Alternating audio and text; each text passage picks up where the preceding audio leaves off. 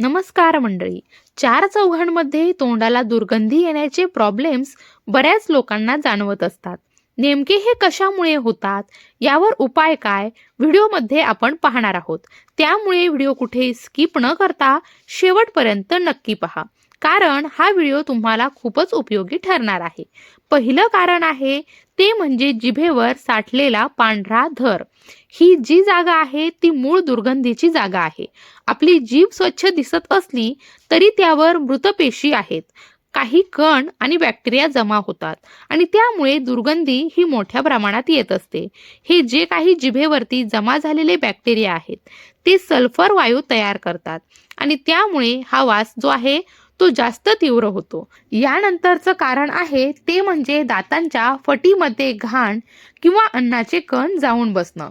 Brush किंवा फ्लॉक्स न केल्यामुळे अशा प्रकारे त्रास निर्माण होत असतो. अन्नाचे कण हे दातांच्या फटीमध्ये किंवा हिरड्यांमध्ये अडकून बसतात. यावरती बॅक्टेरियांचा सगळा जे काही काम आहे ते सुरू होतं आणि त्यामुळे जो वास आहे तो निर्माण होतो. त्यानंतर कॅव्हिटीजचा सुद्धा प्रॉब्लेम यामुळे होत असतो. यानंतरचं कारण आहे ते म्हणजे तोंड कोरडं पडणं. मंडळी, काय असतं, लाळ जी आपली आहे ही तोंडाची नैसर्गिक क्लिनिंग एजंट मानली जाते. पाणी कमी प्यायल्यास किंवा झोपल्यावर लाळ जी आहे ती कमी होते. तोंड कोरडं पडल्यामुळे बॅक्टेरियाची संख्या जी आहे ती वाढते आणि त्यामुळे दुर्गंधी येते. त्यानंतरचं कारण आहे अन्नपदार्थ आणि आहार. कांदा, लसूण किंवा काही मसालेदार पदार्थ खाल्ल्यानंतर त्यातील सल्फरचा घटक रक्तप्रवाहामध्ये मिसळतात आणि फुफ्फुसांमधून श्वास बाहेर टाकताना वासाच्या रूपामध्ये बाहेर पडत असतो आणि त्यामुळे सुद्धा दुर्गंधी वाटते. पाचवं कारण आहे ते म्हणजे पोटाचे किंवा सायनसचे आजार. तुम्ही जर तोंडी तुमची ओरल हायजीन ठेवत नसाल तरी सुद्धा वास हा येणार आहे. पण काही लोकांमध्ये सायनस इन्फेक्शन, टॉन्सिल्सचे जे स्टोन होतात किंवा ॲसिड रिफ्लेक्शन म्हणजे पोटातले सीड वर येत पोट साफ नसेल तरी सुद्धा तोंडाला वास हा येऊ शकतो, दुर्गंधी येऊ शकते. तर ही सगळी कारणं आहेत.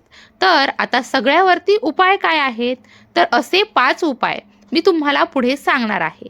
पहिला उपाय आहे टंग क्लीनरचा वापर करणं. दिवसातून 2दा ब्रश सोबत टंग क्लीन तुम्ही करू शकता. मागच्या बाजूने, पुढच्या बाजूने व्यवस्थित तुम्ही टंग क्लीन तुमची करू शकता. म्हणजेच जीभ तुम्हाला स्वच्छ करायची आहे. टंग क्लीनर मार्केटमध्ये येतात, त्याचा सुद्धा तुम्ही वापर करू शकता. जिभेची स्वच्छता ठेवणं सुद्धा खूप गरजेचं आहे. त्यानंतरचा उपाय आहे ते म्हणजे फ्लॉक्सिंगची सवय लावा.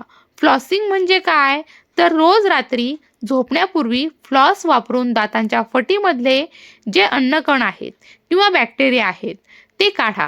फ्लॉसिंग केल्याशिवाय तुमचा तोंडाचा फक्त 50% भाग हा स्वच्छ होत असतो. फ्लॉसिंग म्हणजे पाण्याचा मारा. हा तुमच्या दातांच्या मध्ये किंवा काही एक वस्तू किंवा काही एका प्रकारच्या फॅक्टरनी तुम्ही तुमच्या दाताच्या मधली जी फट आहे ती क्लीन करू शकता. त्यानंतरचा उपाय आहे ते म्हणजे पुरेसं पाणी प्यायला पाहिजे आणि लाळ त्याद्वारे निर्मित व्हायला पाहिजे.